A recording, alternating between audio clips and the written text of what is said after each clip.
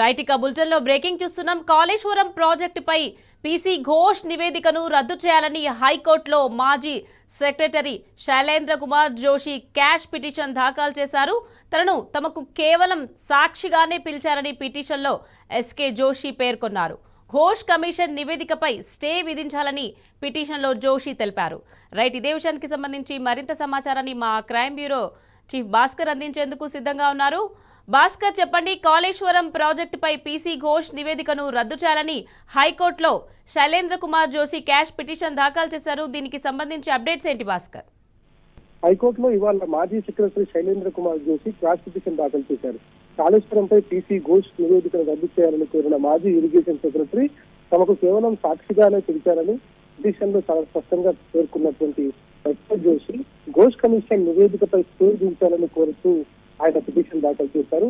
SK Joshi మాజీ secretary irrigation department గా పనిచేస్తారు. ఇవాళ చీఫ్ జస్టిస్ బెంచ్ లో అది విచారణకు వచ్చే అవకాశం కనిపిస్తోంది. ఇప్పటికే టీఆర్ఎస్ అధినేత మాజీ ముఖ్యమంత్రి కేసీఆర్ తో పాటు మాజీ మంత్రి సిద్దిపేట ఎమ్మెల్యే హరీష్ రావు వేర్వేరు పిటిషన్ దాఖలు చేసినటువంటి నేపథ్యంలో చాలా స్పష్టంగా దీనిపైన నిన్న వాదనలు కొనసాగాయి. Justice Ghosh commission 1952 commission of enquiry act ప్రకారం విచారణ జరపలేదని, సెక్షన్ 8B కింద కేసీఆర్ కు హరీష్ రావు కు నోటీసులు ఇవ్వలేదు, క్రాస్ ఎగ్జామినేషన్ అవకాశం కూడా లేకుండా నిబంధనలు చెప్పుకొచ్చారు. నిబంధనలు పాటించకుండా చేసినటువంటి విచారణ చట్టబద్ధం కాదంటూ న్యాయమూర్తులను పీసీ ఘోష్ కమిషన్ రాజకీయ నివేదికలను ఎదురుగా తెలుసుకొని చెప్పినటువంటి నేపథ్యంలో విచారణ ఎదుర్కొనే వారికి కేవలం సాక్షిగా పిలిచి ప్రతివాదులకు అవకాశం ఇవ్వకపోతే ఆ విచారణ చెల్లదని గతంలో అనేక కోర్టులు తీర్పునిచ్చాయని, గతంలో ఇందిరాగాంధీపై వేసినటువంటి షా కమిషన్ కావచ్చు, బీజేపీ అగ్రనేతలపై వేసినటువంటి లిబరల్ కమిషన్ రిపోర్టులను కూడా సుప్రీంకోర్టు కొట్టివేసినటువంటి సందర్భాన్ని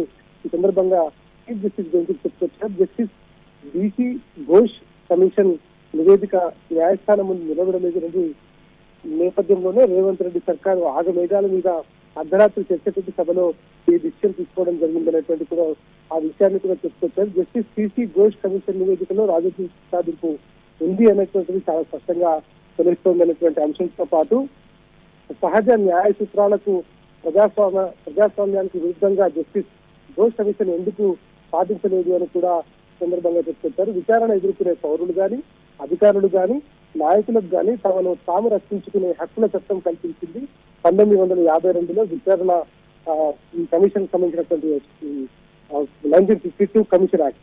1952 విచారణ కమిషన్ చట్టం ప్రకారం ప్రతివాదనలను వినిపించేందుకు సెక్షన్ 8B ప్రకారం నోటీసులు ఇవ్వాలి.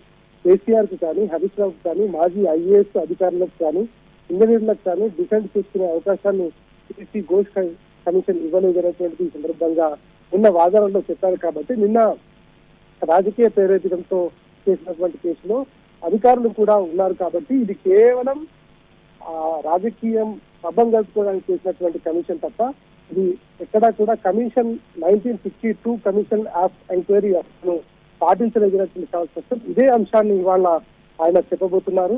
హైకోర్టులో పిటిషన్ దాఖలు చేసిన సందర్భంలో మాజీ secretary irrigation secretary Shailendra Kumar Joshi petition లో ఇది పేర్కొన్నారు. ఈ సందర్భంగా నిన్న జరిగినటువంటి పిటిషన్ స్టే ఇచ్చారు. కాబట్టి దీనిపైన కూడా క్లాష్ చేయాలని చెప్పినటువంటి నేపథ్యంలో ఇది ఇవాళ కోర్టులో చీఫ్ జస్టిస్ బెంచ్ లో ఇవాళ విచారణకు వచ్చే అవకాశం కనిపిస్తోంది. విచారణ తర్వాత చీఫ్ జస్టిస్ ఎట్లాంటి ఆదేశాలు ఇస్తారో వేచి చూడాల్సినటువంటి అవసరం కనిపిస్తోంది.